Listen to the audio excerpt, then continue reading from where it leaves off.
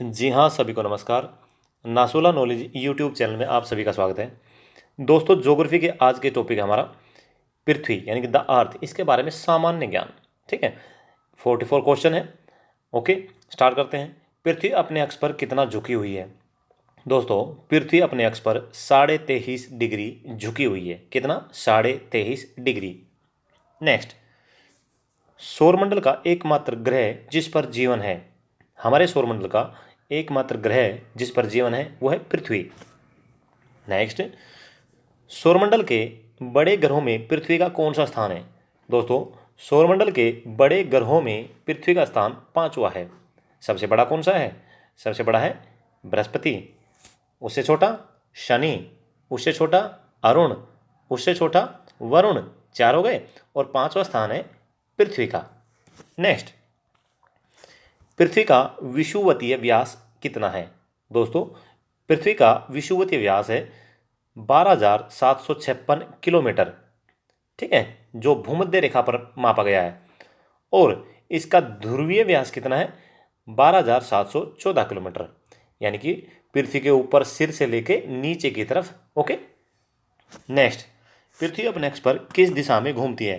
दोस्तों, पृथ्वी अपने अक्ष पर 23.5 डिग्री झुके होने के साथ साथ पश्चिम से पूर्व की तरफ घूमती है। इसी वजह से सूर्य हमें पूर्व में निकलता हुआ दिखाई देता है। ठीक है, देखो, सूरज जो है वो पूर्व से पश्चिम घूमता है। शुक्र ग्रह पूर्व से पश्चिम घूमता है। अरुण ग्रह भी पूर्व से पश्चिम घूमता है। इसके अलावा हमारे सौरमंडल के जो बाकी बचे वो सारे के सारे पश्चिम से पूर्व घूमते हैं।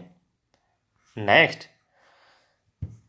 पृथ्वी अपनी धुरी का चक्कर किस रफ्तार से और कितने समय में पूरा करती है? दोस्तों, पृथ्वी अपनी धुरी पर, अपने अक्ष पर जो चक्कर है 1610 किलोमीटर प्रति घंटे की चाल से घूमती है और 23 घंटा 56 मिनट 4 सेकंड में एक रोटेशन पूरा कर लेती है।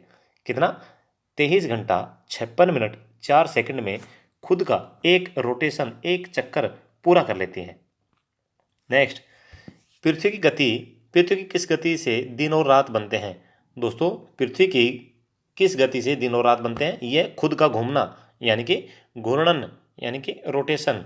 जब पृथ्वी अपने आप में रोटेट करती है, घूमती है, तो उसी वजह से पृथ्वी पर दिन और रात बनते हैं। अगर पृथ्वी नहीं घूमती तो हमेशा जिस स्थान पर रात है वो रात रहता और जिस स्थान पर दिन है वो दिन रहता, अगर पृथ्वी अपने अक्ष पर नहीं घूमती तो। नेक्स्ट, पृथ्वी की किस गति से साल बनते हैं? साल बनते हैं सूर्य की तरफ, चारों तरफ चक्कर लगाते हैं ना, रिवॉल्यूशन यानी कि परिक्रमण। जब पृथ्वी सूर्य के चारों तरफ घूमती है, एक साल में चक्कर पूरा करती है 365 दिन समथिंग घंटे में, तो वो होता है रिवॉल्यूशन। कितना? 365 दिन 5 घंटा 48 मिनट 46 सेकंड में पूरा करती है। आगे देखते हैं। आगे भाई क्वेश्चन है, सूर्य की परिक्रमा करने में पृथ्वी को कितना समय लगता है? दोस्तों, सूर्य की एक परिक्रमा करने, यानी कि एक चक्कर पूरा करने में पृथ्वी को 365 दिन 5 घंटे 48 मिनट 46 सेकंड लगते हैं, यानी कि 365 दिन और 6 घंटे लगते हैं। 6 घंटे के अंदर फिर 6 जोड़ो, फिर 6 जोड़ो, फिर 6 जोड़ो, 24 घंटे हो जाएंगे। इसी वजह से हर 4 साल के अंदर एक लीप ईयर आता है जिसमें होते हैं 366 दिन। ठीक है दोस्तों। नेक्स्ट, पृथ्वी को सूर्य की परिक्रमा करने में लगे वक्त को क्या कहते हैं? जब सूर्य की एक परिक्रमा करती है पृथ्वी तो उसे सौर वर्ष कहा जाता है। क्या कहा जाता है? सौर वर्ष कहा जाता है। अगला, नोट्स पक्का बनाते रहना भाई। प्रत्येक सौर वर्ष या कैलेंडर वर्ष में कितना समय बढ़ जाता है? हर साल समय बढ़ जाता है 6 घंटा लगभग। कितना? 6 घंटा, यानी कि 365 दिन तो होते हैं ना, उसके अलावा 5 घंटे 48 मिनट और जो 46 सेकंड होता है, इसी वजह से 6 घंटा बढ़ जाता है। नेक्स्ट, आकार और बनावट की दृष्टि से पृथ्वी किस ग्रह के समान है? दोस्तों, पृथ्वी शुक्र ग्रह के समान है आकार और बनावट की वजह से। इसी वजह वजह से शुक्र ग्रह को पृथ्वी की बहन भी कहा जाता है।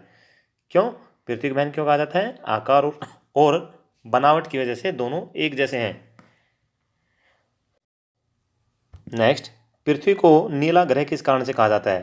भाई, पानी के कारण। पानी है ना पृथ्वी पे।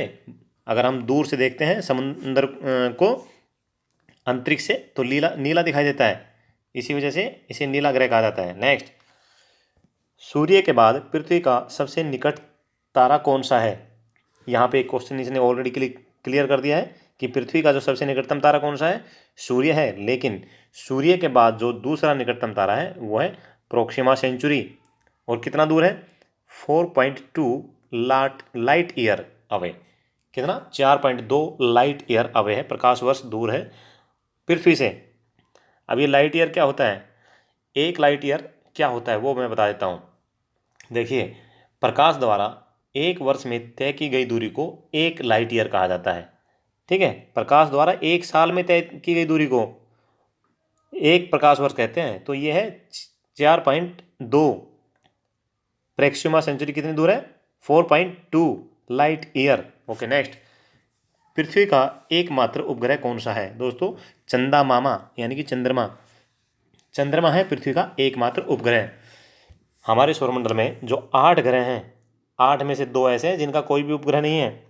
कौन कौन सा, सबसे नज़दीक सूर्य के बुध, फिर शुक्र, इनका कोई भी उपग्रह नहीं है। बाकी जो बचे 6 ग्रह, बाकी जो 6 ग्रह हैं उन सभी के उपग्रह हैं, पृथ्वी का एक है।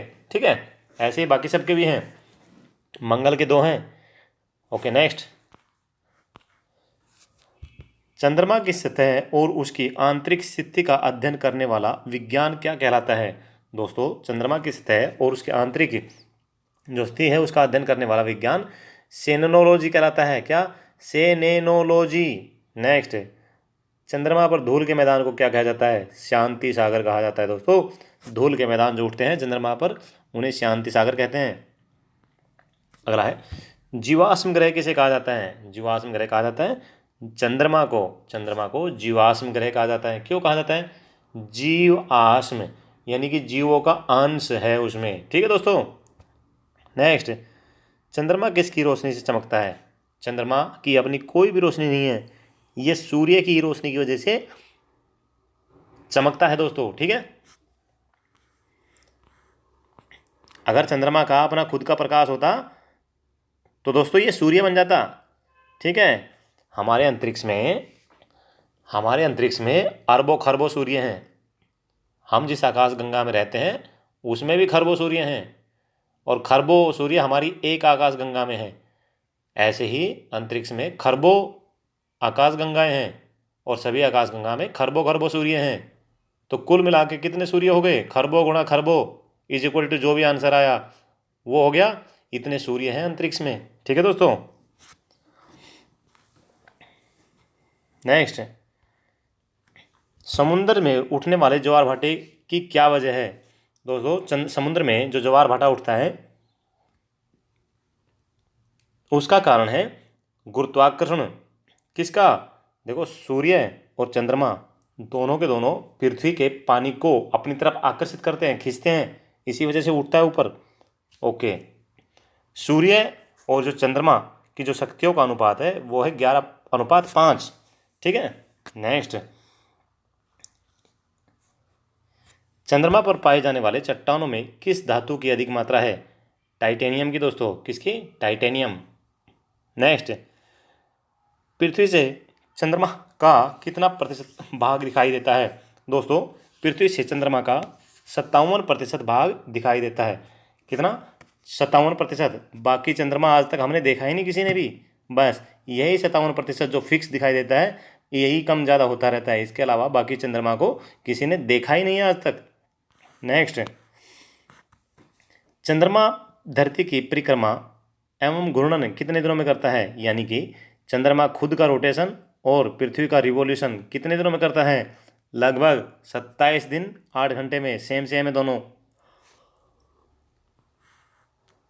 नेक्स्ट, चंद्रमा का सबसे ऊंचा पर्वत कौन सा है।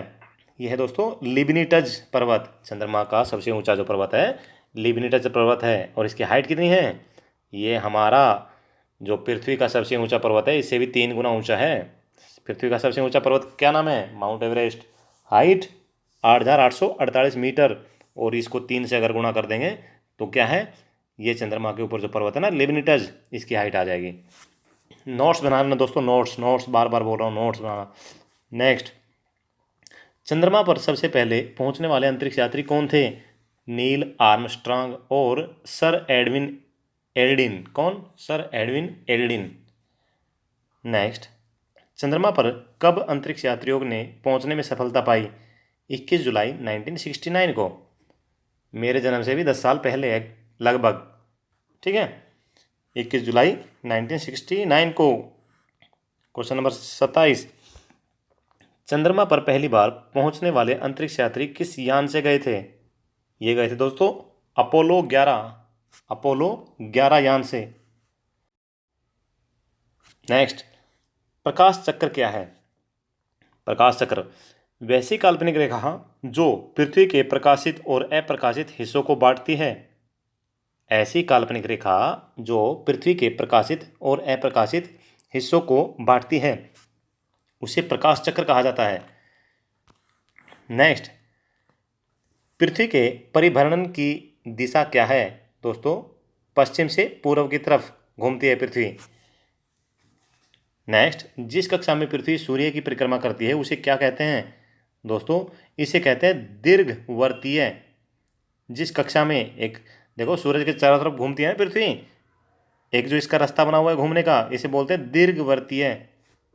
नेक्स्ट, एपसाइड रेखा क्या है? दोस्तों अपसोरिक और उपसोरिक और अपसोरिक को मिलाने वाली काल्पनिक रेखा सूर्य के केंद्र से गुजरती है। इसे एपसाइड रेखा कहा जाता है। किसे?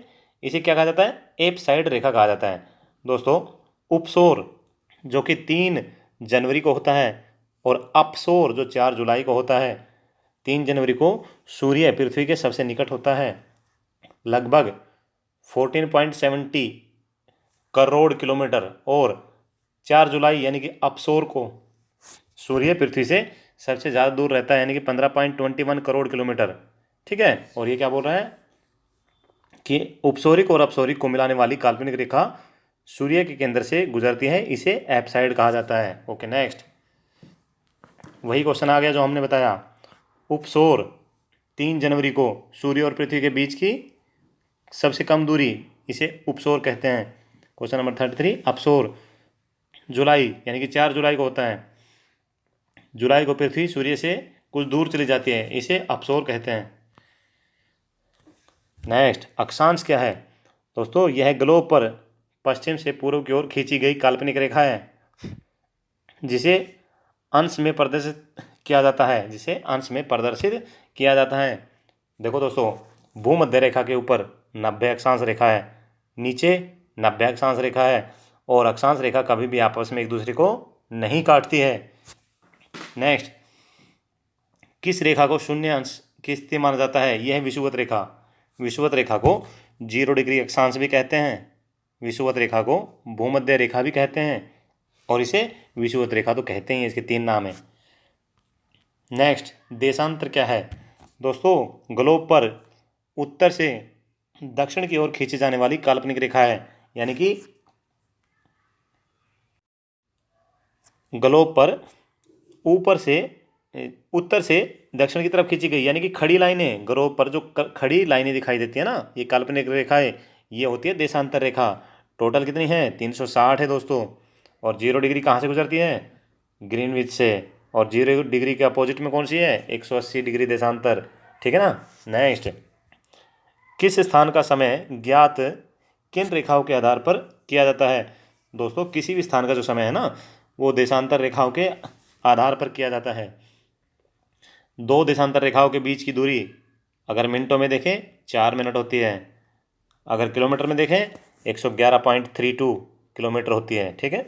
नेक्स्ट, 2 देशांतर रेखाओं के बीच की दूरी को कहते क्या हैं? गोरे कहा जाता है इसे। नेक्स्ट, सूर्य ग्रहण कहा क्या है? दोस्तों सूर्य ग्रहण देख लेते क्या होता है ये। जब कभी दिन के समय सूर्य तथा पृथ्वी के बीच चंद्रमा आ जाए, तथा पृथ्वी के बीच चंद्रमा आ जाए तो सूर्य की चमकती सतह चंद्रमा की वजह से दिखाई नहीं पड़ती, इसे सूर्य ग्रहण कहते हैं। ऐसा है, हम तो बैठे हैं पृथ्वी पर और हमें सूर्य दिखाई दे रहा है, लेकिन अगर सूर्य और पृथ्वी के बीच चंद्रमा आ जाता है तो इस वजह से हमें सूर्य नहीं दिखाई देता है। इसी को कहते हैं सूर्य ग्रहण। ठीक है दोस्तों। लेकिन जब चंद्रमा और सूर्य के बीच पृथ्वी आ जाए तो उसे चंद्र ग्रहण कहा जाता है। अगला, पूर्ण सूर्य ग्रहण किस दिन होता है? अमावस्या के दिन। कब? अमावस्या के दिन। नेक्स्ट, चंद्र ग्रहण क्या है? जब सूर्य और चंद्रमा के बीच पृथ्वी आ जाए तो सूर्य की रोशनी चंद्रमा पर नहीं पड़ती है, इसी को ही चंद्र ग्रहण कहते हैं। नेक्स्ट, पूर्ण चंद्र ग्रहण कब होता है? दोस्तों, पूर्ण चंद्र ग्रहण पूर्णिमा की रात को होता है। ठीक है, चंद्र ग्रहण कब होता है? पूर्णिमा की रात को, और सूर्य ग्रहण अमावस्या को। नेक्स्ट, समय का निर्धारण कैसे किया जाता है? दोस्तों, समय का निर्धारण देशांतर रेखाओं की मदद से किया जाता है। अभी जान लेते क्या है। एक देशांतर का अंतर होने पर समय में 4 मिनट का अंतर आता है, यानी कि दो देशांतर रेखाओं के बीच की जो दूरी है वो अगर मिनटों में देखें तो 4 मिनट है। चूंकि पृथ्वी पश्चिम से पूर्व की ओर घूमती है, इसलिए पूर्व की ओर बढ़ने पर देशांतर के 4 मिनट बढ़ जाते हैं तथा पश्चिम की ओर जाने पर प्रत्येक देशांतर पर 4 मिनट घट जाते हैं। नेक्स्ट, आज का आखिरी क्वेश्चन, अंतर्राष्ट्रीय तिथि रेखा क्या है? दोस्तों, यह 180 डिग्री देशांतर को अंतर्राष्ट्रीय तिथि रेखा कहा जाता है। अंतर्राष्ट्रीय तिथि रेखा को तिथि के निर्धारण के लिए जो है 4 जगह से, अलग अलग जगह से मोड़ा गया है ताकि किसी देश का समय डिफरेंट ना आए, इसी वजह से इसको 4 जगह से मोड़ा भी गया है। और ये कितने डिग्री देशांतर है? 180 डिग्री देशांतर को ही अंतर्राष्ट्रीय तिथि रेखा भी कहते हैं। दोस्तों, अगर आपको वीडियो पसंद आया ना तो लाइक और शेयर तो बनता है मेरे दोस्त। ठीक है, ओके बोस, जय हिंद, थैंक यू, आपका दिन शुभ रहे।